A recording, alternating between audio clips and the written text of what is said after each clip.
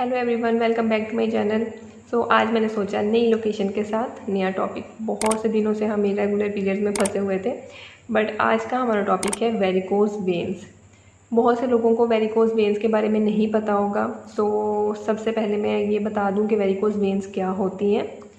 Veins हमारी पूरी body में एक नेटवर्क होता है नसों का या रगों का, जो हमारी पूरी बॉडी से ब्लड को बैक हार्ट की तरफ ट्रांसफ़र करता है, दिल की तरफ ट्रांसफ़र करता है। इन वेन्स में कुछ वॉल्व्स लगे होते हैं, जैसे आप पिक्चर में देख सकते हो।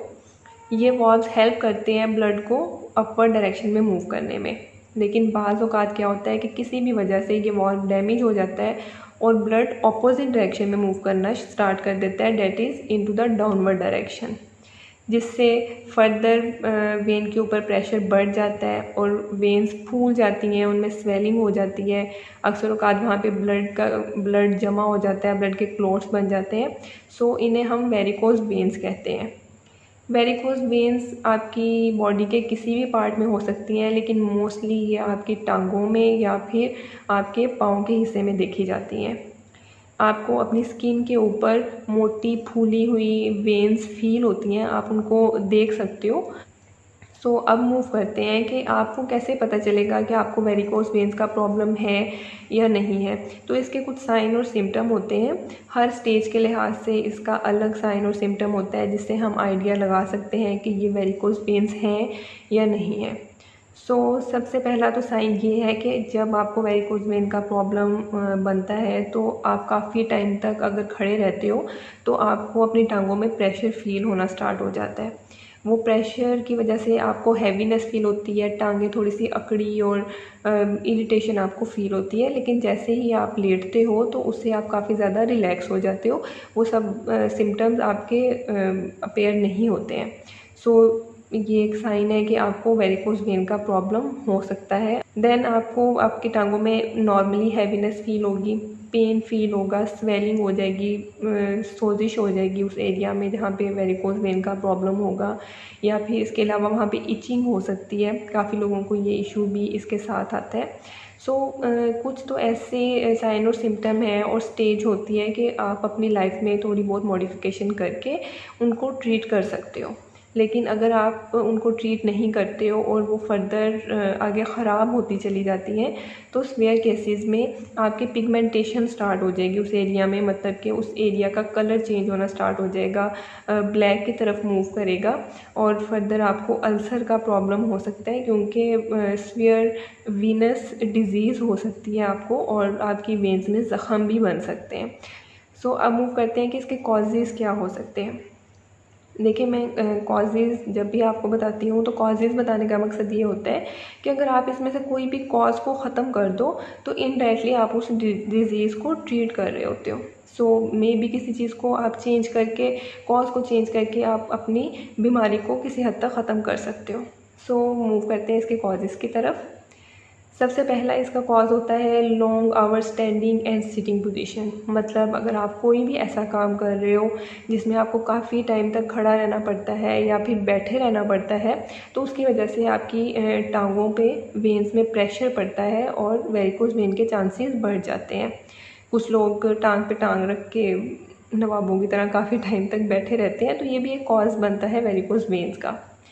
नेक्स्ट इसका कॉज है ओबेसिटी।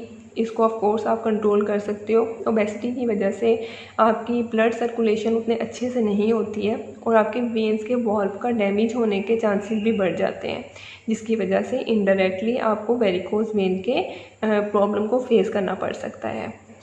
देन अगर आपकी फैमिली में किसी को वेरिकोज वेन का प्रॉब्लम रहा है तो मे बी आपको ये प्रॉब्लम फेस करना पड़े, लेकिन फैमिली तो चेंज नहीं कर सकते हैं, इस कंडीशन में कुछ नहीं किया जा सकता। अब मूव करते हैं नेक्स्ट कॉज की तरफ, डेट इज़ प्रेगनेंसी। प्रेगनेंसी में वेरिकोज वेन का बहुत ज़्यादा प्रॉब्लम आजकल देखा जाता है। उससे क्या होता है कि प्रेगनेंसी की कंडीशन में वेरिकोज वेन का प्रॉब्लम बढ़ सकता है। क्योंकि आपकी बॉडी में बहुत से हार्मोनल चेंजेस होते हैं। प्रेगनेंसी में कुछ हार्मोन इंक्रीज़ कर जाते हैं और वो हार्मोन्स आपकी वेन्स को डायलेट करते हैं, उसको खोलते हैं फर्दर, और उससे भी आपके वॉल्व डैमेज हो सकते हैं। इसकी वजह से आपको वेरिकोज वेन का प्रॉब्लम प्रेगनेंसी में फेस करना पड़ सकता है। एंड द सेकेंड कॉज, अगर प्रेगनेंसी में जब जैसे जैसे प्रेगनेंसी प्रोग्रेस करती है, पेट का साइज़ बढ़ता है, बच्चे का साइज़ बढ़ता है, तो उससे भी आपकी टांगों पे प्रेशर पड़ता है। आप नॉर्मली देखते हो कि उस प्रेशर की वजह से भी नॉर्मली आपके पाँव और टांगें अक्सर सूजी रहती हैं। सो उस केस में भी आपके वेरिकोज वेन्स के चांसेस काफ़ी ज़्यादा बढ़ जाते हैं, क्योंकि आपकी वेन्स पे काफ़ी प्रेशर पड़ रहा होता है उस टाइम पे। So the next cause is constipation. अगर आपको कॉन्स्टिपेशन का प्रॉब्लम है तो आपने फील किया होगा, कॉन्स्टिपेशन में जब आप ज़ोर लगाते हैं तो आपकी टांगों के निचले हिस्से में पिनियों वाली जगह पे काफ़ी प्रेशर फील होता है, तो उससे भी वॉल्व डैमेज हो सकते हैं और आपको वेरिकोज वेन की तरफ मूव कर सकते हैं। Then next cause age. जैसे जैसे आप बूढ़े होते जाते हैं, बुढ़ापे की तरफ जाते हैं, आपकी एज बढ़ती है, तो आपकी वेन्स में नेचुरली तौर पे चेंजेस आती हैं, आपकी वेन्स तंग होना स्टार्ट हो जाती हैं, उसकी वजह से भी आपके वॉल्व्स डैमेज हो सकते हैं।